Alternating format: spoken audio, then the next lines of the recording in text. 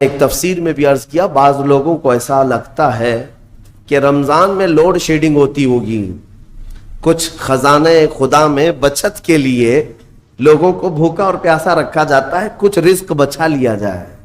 نادانو، اللہ رب العزت جو پوری کائنات کا رزاق حقیقی ہے، اسے کسی چیز کی کمی نہیں ہے۔ یہ روزے جو فرض کیے گئے خزانے میں بچت کے لیے نہیں، بلکہ ہمارے جسموں کی اور ہماری روحوں کی اصلاح کے لیے، ہماری روحوں کی اصلاح اور جسموں کی اصلاح کے لیے ہمیں تقویٰ ملے۔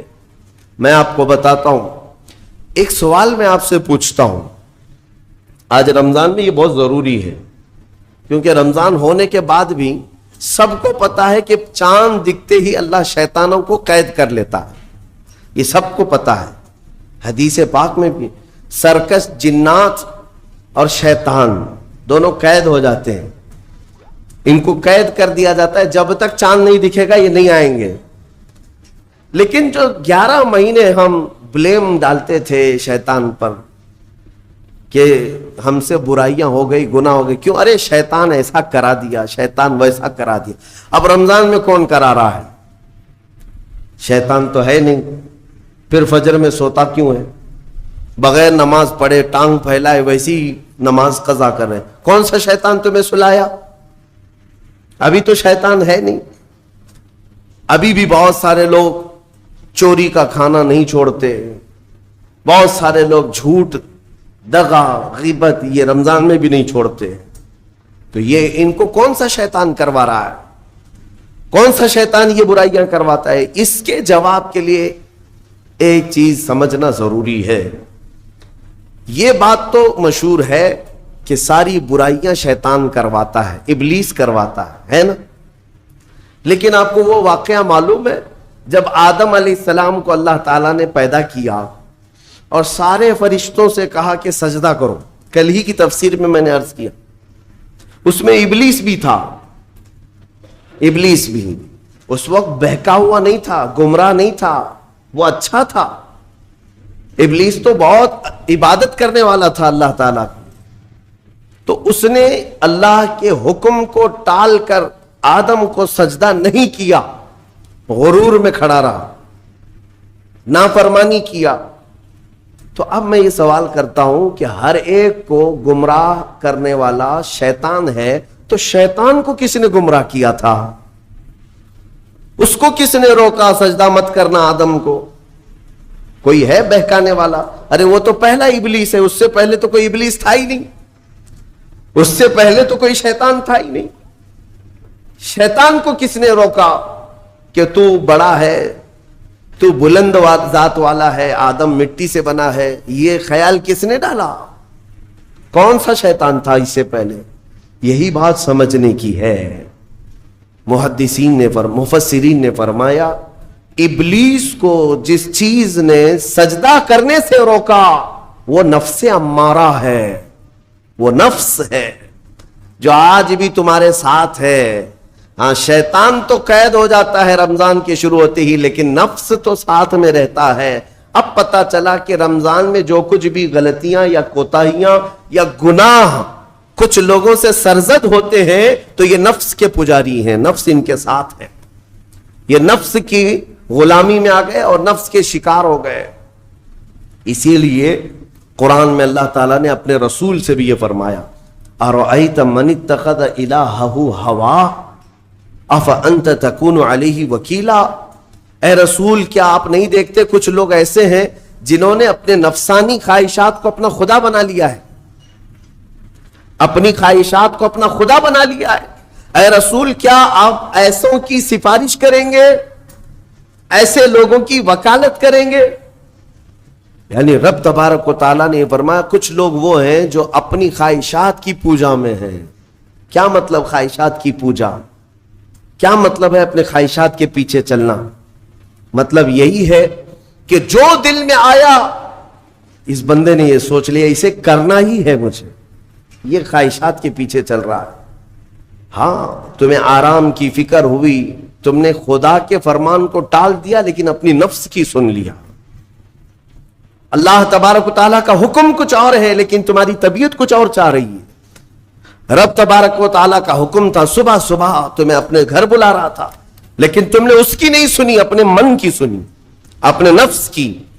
تو یہی تو ہوا نفس کی پوجا، یہی ہے نفس کی عبادت، نفس کی پرستش، جس کو قرآن میں کہا گیا ہے کہ کچھ لوگ ایسے ہیں جنہوں نے اپنی خواہشات کو خدا بنا لیا.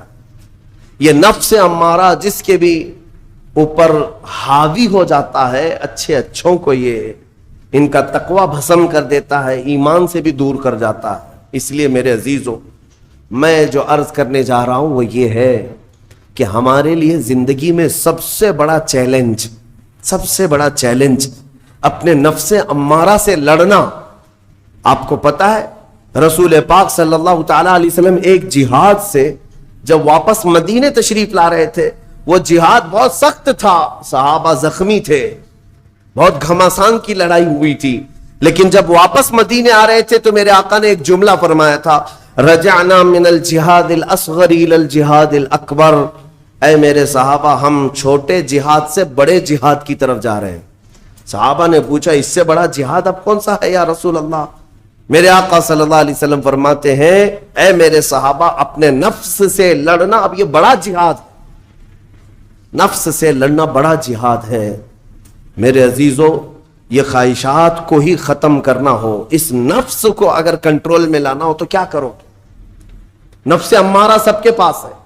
قرآن میں مولا فرماتا ہے وَمَا أُبَرِّئُ نَفْسِي إِنَّ النَّفْسَ لَأَمَّارَةٌ بِالسُّوءِ إِلَّا مَا رَحِمَ رَبِّي.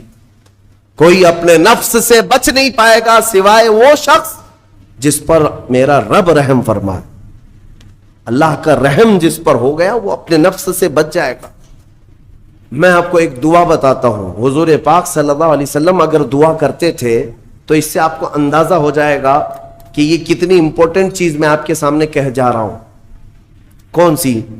حضور جب دعا کرتے تھے تو یوں کہتے تھے اللہ کی بارگاہ میں، اللہم لا تکلنی الی نفسی طرفت عین. اے اللہ تو مجھے میرے نفس کے حوالے ایک منٹ کے لیے بھی مت دینا، تو اپنی حفاظت میں رکھ. حضور جب یہ دعا کرتے تھے کہ مجھے میرے نفس کے حوالے ایک منٹ کے لیے، طرفت عین کہتے ہیں پلک جھپکنے کے برابر، اتنے ٹائم کے لیے بھی اے اللہ تو مجھے میرے نفس کے حوالے مت کرنا، تو اپنی حفاظت میں رکھ. سید الانبیاء جب یہ دعا کرتے ہیں تو اندازہ کرو اے مومنو، نفس کی تباہ کاریاں کیا کیا ہیں. یہ کتنوں کو ہلاک کر دیتا ہے، کتنوں کا عمل ضائع کرتا ہے، کتنوں کا ایمان ختم کرتا ہے. اب میں جو بات کہہ رہا ہوں وہ یہ توجہ سے سنو. یہ نفس امارہ جس نے شیطان کو بھی گمراہ کیا، شیطان کو بھی بہکا دیا، یہ نفس آدم کو سجدہ نہ کرنے کا جو غرور پیدا کیا، یہی نفس امارہ تھا. اس نفس امارہ کو اگر کوئی کنٹرول کرا سکتا ہے تو وہ ماہ رمضان المبارک. بس یہی ہے رمضان کی فضیلت. رمضان المبارک اس لیے تمہیں دیا گیا کہ بڑی بڑی طاقتیں تمہارے نفس کو قابو میں نہیں کر پائیں گی، لیکن رمضان کے روزے تمہیں کنٹرول میں لے آئیں گے، کنٹرول میں لائیں گے. اب سمجھ میں آیا کہ روزے کیوں رکھائے جا رہے ہیں؟ ارے گرمیوں کی شدت ہے، ادھر حلق سوکھا جا رہا ہے، پیٹ پیٹ سے لگ جاتا ہے. ان لوگوں کو پوچھو روزہ کیسا ہوتا ہے جو مزدوری کرتے ہیں، ان لوگوں سے پوچھو جو دن بھر کام کاج کرتے ہیں. میرے عزیزوں، روزے رکھنے کے بعد کیا رب تبارک و تعالی کسی کو اس کی طاقت سے زیادہ تکلیف دینا چاہتا ہے؟ نہیں میرے عزیزوں، وہ رحمان ہے. اس نے جب تمہیں ماں کے پیٹ میں 9 مہینے رزق دیا تو کیا کائنات میں نہیں دے گا؟ تمہیں ماں کے پیٹ میں بھی رزق دیتا رہا. تم جب دنیا میں آئے تمہارے ماں کے سینے میں خون سے دودھ کس نے بنایا؟ تمہارے رزق کا انتظام کرنے والا وہ خدا. اگر تمہیں حکم دیتا ہے کہ صبح سے لے کر شام تک بھوکے رہو تو یہ اس کا ظلم نہیں بلکہ یہ عین کرم ہے. اللہ تبارک و تعالیٰ کا رحم ہے تم پر کہ وہ مولا ہماری اصلاح چاہتا ہے کہ ہمارے اندر تقوی آ جائے، جسم میں بھی اور روح میں بھی. اب ایک اور بات میں آپ کو بتا دوں. میں نے ایک بات پڑھی تھی نفس کے متعلق. یہ نفس امارہ اسی لیے امام غزالی رحمۃ اللہ تعالی علیہ نے فرمایا اللہ کی جو مخلوق ہے وہ 3 طرح کی ہے، ایک فرشتے، دوسرے انسان، تیسرے جانور۔ یہ 3 الگ الگ قسم کی مخلوق ہیں، کیونکہ اللہ تعالیٰ نے تینوں کو جو چیزیں دی ہیں ان میں فرق ہے۔ فرشتوں کو اللہ نے عقل دیا ہے، نفس نہیں ہے۔ نفس، شہوت، برائی کرنے کی خواہش فرشتوں کے اندر ہے ہی نہیں، وہ سوچ بھی نہیں سکتے برائی کرنے کا۔ فرشتوں کو اللہ نے عقل دیا ہے، اور عقل عزت والی چیز ہے۔ اور جانوروں کو اللہ نے نفس دیا ہے، عقل نہیں، عقل والے نہیں ہیں جانور، عقل والے نہیں، لیکن نفس ہے، شہوت ہے، شہوت بھی ہے، نفس بھی۔ لیکن انسان ایک ایسی مخلوق ہے جسے اللہ نے عقل بھی دیا ہے، نفس بھی دیا۔ مطلب یہ ہے کہ تمہیں اللہ نے ایک چیز فرشتوں والی دی ہے، ایک چیز جانوروں والی بھی دی ہے، دونوں تمہارے اندر ہے، عقل بھی ہے، نفس بھی ہے۔ لیکن امام غزالی فرماتے ہیں توجہ، جو بندہ نفس ہونے کے باوجود گناہوں سے اپنے آپ کو بچا لیا، وہ بندہ فرشتوں سے بھی افضل ہے۔ کیوں؟ فرشتے اس لیے بچے ہوئے ہیں کہ ان کے پاس نفس ہے ہی نہیں، اور تم بچ رہے ہو تو کمال کی بات ہے، نفس ہوتے ہوئے بھی گناہ سے بچ گیا تو اس انسان کا مقام فرشتوں سے بھی اعلیٰ ہے۔ لیکن ساتھ ہی امام غزالی یہ بھی فرماتے ہیں عقل ہونے کے باوجود اگر گناہوں سے نہیں بچتا تو پھر وہ جانوروں سے زیادہ ذلیل ہے، کتے اور خنزیر سے بھی گیا گزرا ہے، کیونکہ جانور تو بیچارہ معذور ہے، اسے عقل نہیں ہے، نفس ہے۔ تمہارے پاس عقل ہے، اس کے باوجود حرام کاریاں کر رہے ہو تو جانوروں سے زیادہ گر گئے۔ فیصلہ تمہارے ہاتھ میں ہے کہ تم کون سی زندگی گزارنا چاہتے ہو، کون سی، کہ تم نفس کے پجاری بن جاؤ یا عقل کا صحیح استعمال کر کے فرشتوں والی صفات پر عمل کرو۔ عزیزان گرامی وقار، نفس اور عقل یہ جو 2 چیزیں ہیں، ان کو میں آپ کے سامنے تھوڑا سا کھول کر کے عرض کرتا ہوں۔ عقل جو ہے عزت والی چیز ہے، جسے بھی دی گئی ہے وہ عزت والا ہے۔ کیوں عزت والی ہے یہ عقل؟ پوری دنیا میں عقل کا ہی تو کمال ہے، جس کے پاس عقل ہے وہ بادشاہ ہے، جس کے پاس عقل ہے وہ لوگوں کو ہانکتا ہے، پوری دنیا کو ادھر سے ادھر کر سکتا ہے۔ عقل اور نفس جو ہے، نفس برائیوں کی طرف بلانے والا، عیاشی کی دعوت دینے والا، موج مستی کرانے والا اور اپنے آپ کو تباہ کروانے والا۔ اچھے بھلے نوجوان، 25 سال کی کڑیل جوانی ہے، کون ہے جو انہیں نشے کے اڈے پر لے جاتا ہے؟ کون ہے جو ان کو تباہ و برباد کرتا ہے؟ نوجوان کو اچھی طرح سے معلوم ہے کہ میں کوکین، افیون، ہیروئن لوں گا تو میرے جسم کے ساتھ کیا ہوگا، اسے معلوم ہے، لیکن اس کے باوجود عیاشی کروانا یہ نفس کی عادت ہے۔ کسی کے اوپر نفس غالب آتا ہے، کسی کے اوپر عقل غالب آتی ہے۔ عقل جس کے اوپر غالب آ گئی وہ اچھا آدمی ہے، نفس جس کے اوپر غالب آ گیا وہ شیطان کا پجاری ہو گیا، نفس کی سننے والا۔ اب یہ دونوں جو چیزیں ہیں میں بتاتا ہوں آپ کو۔ روایت میں ملتا ہے کہ جب اللہ نے عقل کو بھی پیدا کیا اور نفس کو بھی پیدا کیا تو اپنے سامنے حاضر کیا، عقل سے پوچھا کہ اے عقل بتا میں کون ہوں اور تو کون ہے؟ عقل نے کہا یا ربی انا عبدک وانت ربی، اے اللہ میں تیرا بندہ ہوں اور تو میرا رب ہے۔ عقل نے کیا کہا؟ میں تیرا بندہ ہوں اور تو میرا رب ہے۔ اللہ نے عزت سے نوازا، اقرار کیا نا بندہ ہونے کا، عقل نے اقرار کیا۔ پھر نفس کو بلایا، نفس سے پوچھا بتا میں کون ہوں اور تو کون ہے؟ نفس نے کہا انت انت انا انا، تو ہے میں ہوں۔ یہ غرور تھا نفس کے اندر، یہ گھمنڈ تھا نفس کے اندر کہ میں ہوں۔ نفس جس کے اندر غالب آتا ہے وہ آج بھی یہی کرتا ہے، میں ہوں، کسی کے سامنے کیا جھکنا ہے۔ تو حکم ہوا کہ اس نفس کو 100 سال جلایا جائے۔ 100 سال جلایا گیا، اس کو عذاب دیا گیا نفس کو۔ 100 سال بھگتنے کے بعد आग की तपिश भुगतने के बाद उसे फिर लाया गया नफ्स को। अल्लाह ताला ने पूछा, ऐ नफ्स बता मैं कौन हूं और तू कौन है?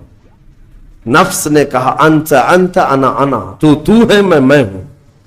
गुरूर नहीं टूटा, घमंड नहीं टूटा। हुक्म हुआ अल्लाह की तरफ से फरिश्तों को, इस नफ्स को अब 100 साल तक भूखा और प्यासा रखा जाए, कोई चीज न दी जाए। उसे सख्त सजा दी गई। भूख और प्यास की नफ्स को कोई चीज नहीं दी गई। 100 साल के बाद फिर उसको हाजिर किया गया, पूछा गया, बता कौन हूं मैं? नफ्स ने कहा, ऐ अल्लाह तू मेरा खुदा है, मैं तेरा बंदा हूं।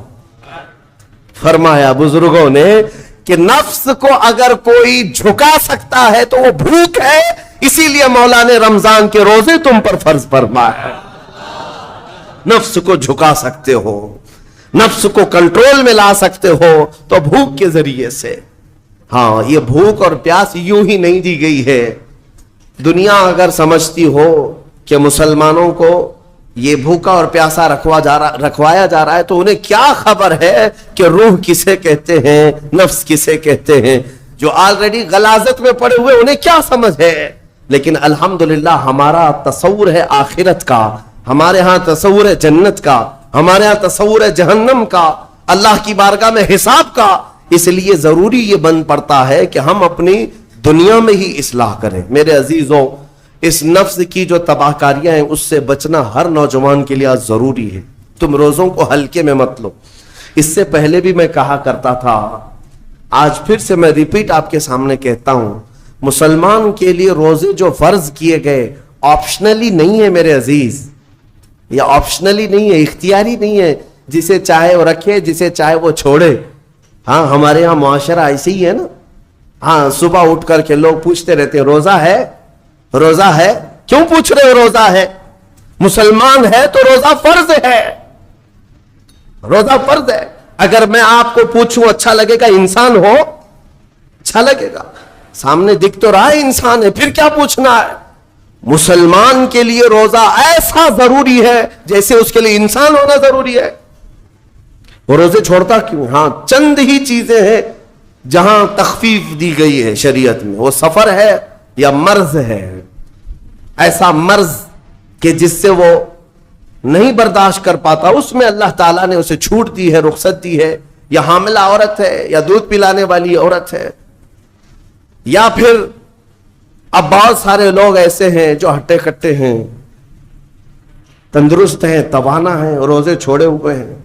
मेरे अजीज, सब होने के बाद अगर रोजा छोड़ने की किसी को रुखसत है ना, तो सिर्फ उन औरतों को जिनकी माहवारी आती है महीने में या बच्चे के बाद, हैज और निफास वाली औरतों के लिए रोजा नहीं है।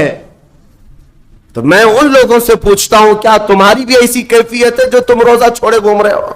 नापाक हो, नापाकी आई है? नहीं है तो फिर क्यों रोजा छोड़ते हो? एक रोजे को छोड़ने की सजा हदीस में बताई गई, 900 साल दोज़ख में रखा जाए। 900 साल। अब कैलकुलेट करो, अगर तुम्हारी जिंदगी के रोजे कज़ा हैं तो कितने 100 साल जाएंगे।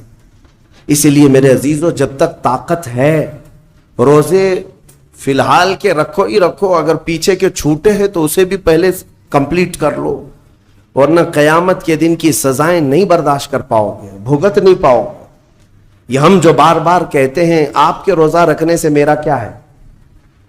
हम तंबीह सिर्फ इसलिए करते हैं कि कयामत के दिन अल्लाह ताला के अजाब में गिरफ्तार ना हो जाओ, अजाब में गिरफ्तार ना हो जाओ। और हमारे बुजुर्गों ने हमें तालीम दी है कि अल्लाह ताला जब 11 महीने खिलाता पिलाता है और वही मौला 1 महीना अगर हुक्म दे, तो ये किस कदर बंदे की नाइंसाफी है कि अपने मौला के हुक्म को पीठ पीछे डालता है और फिर खाता पीता रहता है। क्या उसे अपने रहमान की रजा की इतनी भी फिक्र नहीं है कि ये मेरे मौला की रजा है रोजा? इसीलिए तो उस मौला ने फरमाया, रोजा मेरे लिए है और उसकी जजा कुछ नहीं, मैं खुद बंदे का हो जाऊंगा। अस्सौमु ली व अना उज्ज़ा बिही। और एक हदीस में अजज़ी भी पढ़ा गया, यानी रोजा मेरे लिए है और मैं ही उसकी जजा हूं। میں ہی اس کی جزا ہوں. مطلب یہ ہے کہ دوسرے اعمال کی جزا میں جنت ہے, محلات ہے, الگ الگ ثواب ہے, لیکن روزے کے متعلق مولا نے فرمایا میں خود ہی اس کی جزا ہوں. تجھ سے تجھی کو مانگ کر مانگ لی ساری کائنات, جس کا خدا ہو گیا اس کی ساری کائنات. میرے عزیزوں, اللہ تبارک و تعالیٰ اگر کسی بندے کا ہے تو پھر اس کے کیا کہنے. اچھا, ایک اور اس میں حکمت یہ ہے, روزہ جو رکھا جاتا ہے یہ بندے اور اللہ کے بیچ کا راز ہے, دوسرے کسی کو پتا نہیں. میرا روزہ آپ کو نہیں معلوم, آپ کا روزہ مجھے نہیں معلوم. چہرہ دیکھ کر کے کچھ بھی کہا جا سکتا ہے. ہاں, چہرہ دیکھ کر کسی کا روزہ پتا چلے گا. آپ کل سحری کر کے نیت کر کے روزے سے آئے ہیں, کسی کی پیشانی پہ تو لکھا نہیں ہے کہ یہ روزے دار ہے. آپ نے کہا آپ نے مان لیا, لیکن حقیقت کیا ہے یہ تم جانو گے, اللہ ہی جانے. بہت سارے تمہارے پاس موقع ایسے آتے ہیں جب ایک ایک گھونٹ نگل سکتے ہو, وضو کے بیچ میں, غسل کے بیچ میں, جب کوئی نہ دیکھ رہا ہو تب چٹکیاں لے کر اندر ڈال سکتے ہو, کوئی نہ دیکھ رہا ہو. لیکن بندے اور مولا کے درمیان کا ایک راز ہے روزہ. اسی وجہ سے ایک حدیث میں ملتا ہے قیامت کے دن جب ایمان والوں کو جمع کیا جائے گا اور جن کی بخشش ہو جائے گی تو ان میں ایک جماعت ایسی ہوگی جو جنت کی طرف اڑتے ہوئے جا رہے ہوں گے اور جنت میں پہنچ جائیں گے, کسی کو نظر نہیں آئیں گے, بہت تیزی سے وہ جنت پہنچ چکے ہوں گے. باب الریان ایک دروازہ ہے جو صرف روزے داروں کے لیے, جن کے روزے اللہ کی بارگاہ میں پسند آ گئے, وہ دروازہ صرف ان کے لیے. وہاں پہنچ چکے ہوں گے, بہت سارے اہل اللہ, بڑے بڑے مقامات والے وہاں موجود ہوں گے. پوچھیں گے تم کہاں سے آئے, کون سے راستے سے آئے؟ نہ وہاں نظر آئے نہ راستے میں نظر آئے, یہاں کیسے پہنچے؟ تو وہ کہیں گے کہ اللہ تبارک و تعالیٰ نے ہمیں روزوں کی وجہ سے یہ مقام دیا. رب تعالیٰ کی طرف سے ارشاد ہوتا ہے کہ ان بندوں نے دنیا میں جو روزہ رکھا تھا وہ سب سے چھپا ہوا تھا, کسی کو پتا نہیں تھا روزہ ہے یا نہیں. اس لیے جب میں نے ان کے روزے قبول کیے تو سب سے چھپا کر انہیں جنت کی طرف بھیج دیا. وہاں پر بھی یہ جزا دی گئی. میرے عزیزوں, فضیلتیں بہت ساری ہیں, سب کو پتا ہے, لیکن میں جو کہہ رہا ہوں وہ یہ ہے کہ اگر اپنے نفس کو کنٹرول میں لانا ہو تو یہ روزے شرط ہیں. ایک صحابی حضور کی بارگاہ میں آئے, جوان تھے, کہا کہ یا رسول اللہ صلی اللہ علیہ وسلم, جوان ہو چکا ہوں, شادی کی عمر ہے, لیکن شادی کرنے کی طاقت نہیں, مال نہیں, اسباب نہیں, کیا کروں؟ شادی نہ کرے تو گناہوں کی طرف چلے جائیں, خواہشات ہیں انسان کی. تو جانتے ہیں میرے آقا صلی اللہ تعالی علیہ وسلم نے کیا فرمایا کہ اگر استطاعت ہے تو شادی کر لے ورنہ روزہ رکھ لے. شادی کے بدل ڈائریکٹ کون سی چیز؟ روزہ. فرمایا اس لیے کہ روزہ تمہاری شہوت کو ختم کرتا ہے, تمہارے اندر صبر قائم کرتا ہے. عزیزان گرامی, حدیث پاک کا یہ مفہوم میں آپ کے سامنے رکھ رہا ہوں. تربیت میں میرے آقا نے ان نوجوانوں سے کہا جن کی شہوت غالب ہے, جو گناہوں کی طرف زیادہ جا سکتے ہیں, ان کے لیے فرمایا گیا وہ روزہ رکھیں, کنٹرول میں رہیں گے. صرف رمضان کا ہی نہیں, سال میں اور بھی دنوں میں روزہ رکھو تاکہ تمہارا نفس قابو میں رہے, کنٹرول میں رہے. میں چند مہینے پہلے کچھ نوجوانوں کی کثرت کو دیکھ رہا تھا جو اپنے جسم کو شیڈول بنانے کے لیے, مینٹین کرنے کے لیے ڈائٹ پلان تیار کر رہے تھے. تو اس میں ایک بہت ہی بڑے ڈاکٹر ہیں جنہوں نے ڈائٹ پلان دیا, تو اس میں انہوں نے مینشن کیا کہ ہفتے میں ایک دن بھوکا رہنا چاہیے, صبح سے شام تک. وہ نان مسلم ہے.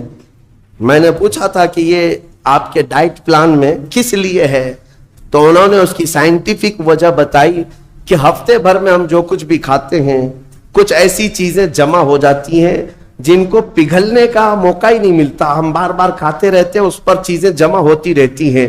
ایک دن ہفتے میں اگر اپنے پیٹ کو خالی چھوڑ دیا جائے تو فاسد مادے گل کر کے باہر نکل جائیں گے اور صحت ہمیشہ صحیح رہے گی. یہ دنیا کہہ رہی ہے. میرا مولا بغیر حکمت کے کوئی چیز تم پر فرض نہیں فرماتا. جس نے ہمارے جسموں کو بنایا, جس نے ہماری روح کو بنایا, وہی زیادہ بہتر جانتا ہے کہ ہمارے حق میں کیا چیز اچھی ہے.